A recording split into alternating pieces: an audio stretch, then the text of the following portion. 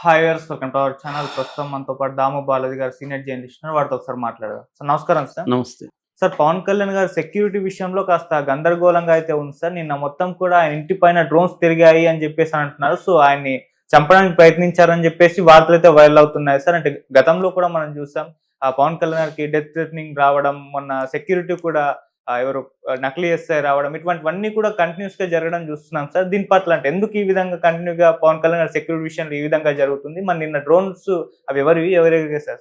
పవన్ కళ్యాణ్కి భద్రత కరువు అనేది ఆ అంశం ఎప్పటి నుంచో వస్తుంది. ముఖ్యంగా ఆయన ఎలక్షన్ ముందు కూడా ఆయనే స్వయంగా కూడా చెప్పాడు, నన్ను చంపడానికి ట్రై చేస్తున్నారు, బ్లేడ్ బ్యాచ్ దిగింది, ఇవన్నీ కూడా ఆయన గతంలో కూడా చెప్పారు. నా మీద అటాక్ జరిగే అవకాశం ఉంది, ఇవన్నీ ఆయన చెప్తూ ఉన్నాడు. కాకపోతే ఎవరు చేసే అవకాశం ఉందనేది చెప్పలేదు. గతంలో ఆయన చెప్పిన ఉద్దేశం మనకేం కనబడుతుంది అంటే వైసీపీ వాళ్ళ నుంచి థ్రెట్ ఉన్నట్టుగా కనబడుతుంది. ఎందుకంటే పవన్ కళ్యాణ్ వ్యక్తి లేకపోతే తెలుగుదేశం సొంతంగా గెలిచే పరిస్థితి లేదు. సో అందువల్ల వైసీపీ పవన్ కళ్యాణ్ని కలవనీయకుండా చేయడానికి అనేక రకాల స్ట్రాటజీలు వేసి అనేక రకాల ప్రచారాలు కంటిన్యూ చేశారు. అందుకని వాళ్ళకి ఇంకా డెస్పరేట్గా పవన్ కళ్యాణ్ని ఫిజికల్గా కూడా దాడి చేసి అతన్ని ఏమన్నా హాని తలపెడితే అప్పుడు గెలుపు ఈజీగా ఉంటుందని ఏమన్నా ట్రై చేస్తారా అవి తెలియదు. కానీ ఆయన ఎప్పుడు డైరెక్ట్గా వైసీపీ వాళ్ళు చేశారని చెప్పలేదు. కానీ వైసీపీ గూండాలు అని దాడులు చేస్తారని చెప్పాడు తప్ప నన్ను హత్య చేయడానికి వైసీపీ ట్రై చేస్తుందని ఆయన డైరెక్ట్గా ఎప్పుడు చెప్పలేదు. అయితే ఇప్పుడు అధికారంలోకి వచ్చిన తర్వాత ఏమైందంటే పవన్ కళ్యాణ్కి రక్షణ లేదు, అతనికి సెక్యూరిటీ పెంచాలి అని ముందు నుంచి కూడా జనసేన నాయకులు చెప్తూనే ఉన్నారు. ఎందుకంటే లోకేష్కి జెడ్ కేటగిరీ ఇచ్చారు, ఈయనకి కూడా ఇవ్వాలి, ఇప్పుడు Y+A ఉంది అని చాలాసార్లు చెప్పారు. ఈవెన్ హోంశాఖ కూడా దీన్ని పరిశీలిస్తుంది, ఈయనకి భద్రత పెంచడానికి హోంశాఖ కూడా ప్రయత్నిస్తుంది అనేది చెప్పారు. అంటే పవన్ కళ్యాణ్కి ఎవరి నుంచి థ్రెట్ ఉండే అవకాశం ఉంది అన్న చర్చ కూడా గతంలో వచ్చింది. ఒకటి నక్సలైట్లు, మావోయిస్టులు ప్రధానంగా. అంటే నక్సలైట్లు అంటే అనేక గ్రూపులు ఉంటాయి, మావోయిస్ట్ అంటే మాత్రం CPIML మావోయిస్ట్ అనే ఒక పార్టీ, వాళ్ళని మాత్రం మావోయిస్టులు అంటారు.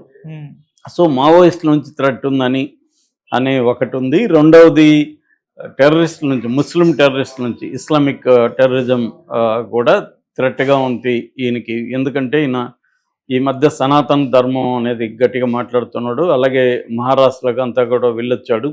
సో అందువల్ల ఇతనికి ఇస్లాం టెర్రరిస్టులు యాంటీగా మారే అవకాశం ఉంది అన్న ఒక ఇది వచ్చింది. సో మూడవది మన వైసీపీ నుంచి కూడా ఇతనికి థ్రెట్ ఉండే అవకాశం ఉంది. ఎందుకంటే మళ్ళీ ఇదే కూటమి ముందుకెళ్తుంది కాబట్టి ఆ థ్రెట్ ఉంది. నాలుగవది అసలు వైసీపీ వాళ్ళు ప్రచారం ఏం చేస్తున్నారంటే అసలు చంద్రబాబే తనకి ఏమైనా హాని పెట్టే అవకాశం ఉంది, ఆ అకౌంట్లో వైసీపీ అకౌంట్లో వేసేసి. ఎందుకంటే లోకేష్కి అతను పోటీ కాబట్టి ఈ మధ్య గత కొంతకాలంగా లోకేష్కి అతనికి మధ్య కోల్డ్ వార్ నడుస్తుంది. లోకేష్ని కూడా డిప్యూటీ సీఎం చేయాలని విత్ ఇన్ ద తెలుగుదేశం క్యాంపులో ఉండే వాళ్ళే మాట్లాడుతున్నారు. మహాసేన రాజేష్ కావచ్చు, పాలిట్ బ్యూరో మెంబర్ శ్రీనివాసరెడ్డి కావచ్చు, ఇలాంటి వాళ్ళు ఓపెన్గానే మాట్లాడుతున్నారు. మొన్నైతే శ్రీనివాసరెడ్డి చంద్రబాబు సమక్షంలోని లోకేష్ని డిప్యూటీ సీఎం చేయాలని ఆయన అడిగారు. సో ఈ కాంటెక్స్ట్లో రకరకాల జరుగుతున్నాయి. దానికి తగినట్టే పవన్ కళ్యాణ్ మొన్న పార్వతీపురంకి వెళ్ళినప్పుడు మన్యం జిల్లా, అక్కడ ఒక సూర్యప్రకాష్ అనే వ్యక్తి ఫేక్ IPS కాస్ట్యూమ్ వేసుకొని అక్కడ హల్చల్ చేశాడు. అతన్ని ఎవరు కూడా పట్టించుకోలేకపోయారు, అంటే గుర్తుపట్టలేకపోయారు ఫేక్ అని. తర్వాత ఎప్పుడో తెలిసింది. సో నిజంగా అతను ఏమైనా హాని చేయదలుచుకుంటే హాని చేసి ఉండే అవకాశం కూడా ఉంది. సో అది ఎలా సాధ్యమైంది అంటే ఇంత భద్రత ఇవన్నీ చెప్తున్న వాళ్ళు ఒక డిప్యూటీ సీఎం కాన్వాయ్లోకి ఎట్లా ఒక ఫేక్ IPS వచ్చాడు? దీని మీద ఇప్పటివరకు ఏమీ అనౌన్స్మెంట్ కూడా లేదు. విచారణ జరిపిస్తున్న అదంతా అనిత చెప్పింది తప్ప దీని మీద ఏమీ ప్రజలకి ఏం చెప్పాలనేది వాళ్ళు ఇప్పటికి కూడా చెప్పలేదు. ఇక రెండవది, మొన్న బుక్ ఎగ్జిబిషన్కి ఇనాగ్రేషన్కి వెళ్ళాడు విజయవాడలో. ఆ టైంలో పవన్ కళ్యాణ్ వెళ్ళినప్పుడే పవర్ పోయింది. అది కూడా జన సైనికుల్ని కలవరపరిచింది. ఎందుకు దీని వెనక కూడా కుట్ర ఉందా, పవర్ ఎందుకు పోయింది ఈ టైంలో, కరెక్ట్గా ఆయన వచ్చి ఇనాగ్రేట్ చేసేటప్పుడే పవర్ ఎందుకు పోయింది అనేది ఒక ఇది వచ్చింది. ఇప్పుడు రీసెంట్గా నిన్న మంగళగిరి ఆయన క్యాంప్ ఆఫీసు, అక్కడే రెసిడెన్స్ కూడా అక్కడ డ్రోన్స్ ఒక 2 డ్రోన్స్ ఆ ఇంటి మీద ఎగిరాయని చెప్పి జనసేన నాయకులు చెప్పారు. ఇమ్మీడియట్గా డీజీపీకి, గుంటూరు ఎస్పీకి, కలెక్టర్కు వాళ్ళు చెప్పారు. ఒక టీము వచ్చి మొత్తం పరిశీలించారు. కాకపోతే పోలీసులు దాన్ని ఇంకా నిర్ధారించట్లేదు, అది నిజంగా డ్రోన్సేనా లేకపోతే ఇంకేమన్నా చూసి వీళ్ళు అనుకున్నారు. ఎందుకంటే చాలా ఎత్తులో ఉన్నాయని చెప్తున్నారు. ఇవాళ డ్రోన్స్ చాలా పవర్ఫుల్గా ఉంటాయి. అసలు కంటికి కనిపించని ఎత్తులో కూడా డ్రోన్స్ ఇవాళ, ఎందుకంటే వార్ఫేర్లో డ్రోన్ టెక్నాలజీ అనేది బాగా పెరిగింది మనకి. అందువల్ల ఈవెన్ అన్మానెడ్ డ్రోన్స్ కూడా దూరం నుంచి కూడా రిమోట్లో ఆపరేట్ చేయొచ్చు. సో అలాంటిది ఏమన్నా జరిగాయా అంటే డ్రోన్స్ మామూలుగా ఎందుకు వచ్చి ఉండొచ్చు, పవన్ కళ్యాణ్ ఇంటిని దానంతా రెక్కీ చేయడానికి వచ్చాయా, మొత్తంగా అసలు ఆ ఇంటి మ్యాపు, పరిసరాలు దీనంతా కూడా పరిశీలించి సమాచారాన్ని కలెక్ట్ చేయడానికి వచ్చాయా, లేదో అటాక్ చేయడానికి వచ్చాయా? ఎందుకంటే ఆ టైంలో పవన్ కళ్యాణ్ ఉన్నట్టుగా లేదు. పవన్ కళ్యాణ్ దృష్టికి కూడా తర్వాత తీసుకెళ్ళామని చెప్తున్నారు. ఏదేమైనా పోలీసులు దీని మీద అయితే దృష్టి సారించారు. అంటే మామూలుగానే పవన్ కళ్యాణ్ ఒక్కొక్కసారి ఏదో ఒక సంచలనానికి తెరదీస్తూ ఉంటాడు. తను ఎప్పుడు ఏంటంటే లైమ్ లైట్లో ఉండడానికి పవన్ కళ్యాణ్ ట్రై చేస్తుంటాడు. సో ఏ ఇన్సిడెంట్ జరిగినా దాన్ని తనకు అనుకూలంగా మార్చుకుంటుంటాడు. ఆ రకంగా కావాలనే జనసేన వాళ్ళు డ్రోన్స్ వచ్చాయి అది ఇది అని చెప్తున్నారు. ఎందుకంటే ప్రజలకి ఇంకెవరికి అక్కడ డ్రోన్స్ కనబడినట్టుగా లేదు. ఓన్లీ జనసేన వాళ్ళు అది కూడా చాలా హైట్లో ఉన్నాయని చెప్తున్నారు. సో దీన్ని ఎలా నిర్ధారించుకోవాలి? మామూలుగా అయితే కింద అయితే మనకి సీసీటీవీలో అవి కనిపిస్తాయి. ఇప్పుడు స్కైలో ఉన్నాయంటే దాన్ని ఎలా నిర్ధారించుకోవాలి వచ్చాయా లేదా అనేది? ఎందుకంటే మనకి గుర్తుంటే చంద్రబాబు అక్కడ జైల్లో ఉన్నప్పుడు కూడా రాజమండ్రిలో జైలు పైన డ్రోన్స్ ఎగిరాయని వార్తలు వచ్చాయి. కానీ పోలీసులు దానంతా కొట్టిపారేస్తారు, రాలేదని ఫైనల్గా.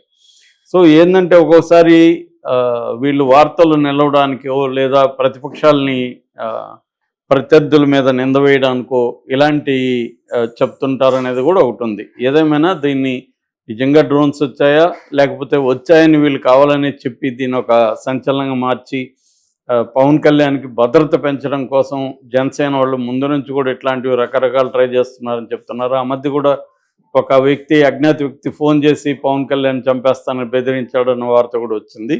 సో అది కూడా ఏమి ఫైనల్గా ఏమి తెలియదు. ఇప్పటి వరకు ఏంటంటే చంద్రబాబుకు కూడా బాధ్యత ఉంది. ఎందుకంటే ఇన్ని రకాలుగా జరుగుతున్నప్పుడు దీని మీద సమగ్ర విచారణ జరిపించడం, అసలు పవన్ కళ్యాణ్ భద్రతకు సంబంధించిన రివ్యూ చేయడం, ఎందుకు ఇలాంటివి జరుగుతున్నాయి పవన్ కళ్యాణ్ విషయంలో అనేది ప్రకటించాల్సిన అవసరం అయితే ఉంది. ఎందుకంటే ఈ మధ్యకాలంలో ఇలాంటి వార్తలు ఎక్కువ వస్తున్నాయి కాబట్టి పవన్ కళ్యాణ్ భద్రతకు సంబంధించి చంద్రబాబు దీన్ని ప్రభుత్వమే దీన్ని తీసుకొని చేయాలి.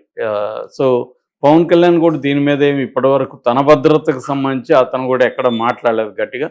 కానీ రేపొద్దున మాట్లాడని కూడా గ్యారెంటీ లేదు. పవన్ కళ్యాణ్ ఏంటంటే కరెక్ట్గా టైమింగ్ చూసి కొడతాడు. సో అందువల్ల రేపొద్దున నాకే భద్రత లేదన్నాడు అనుకో, అది ఇంకా పెద్ద ఇబ్బంది అవుతుంది. ఎందుకంటే శాంతి, లా అండ్ ఆర్డర్ అనేది చంద్రబాబు దగ్గరే ఉంది శాఖ. ఆల్రెడీ ఆయన గతంలో అనిత మీద కూడా ఆయన గట్టిగానే మాట్లాడాడు హోమ్ శాఖ మీద.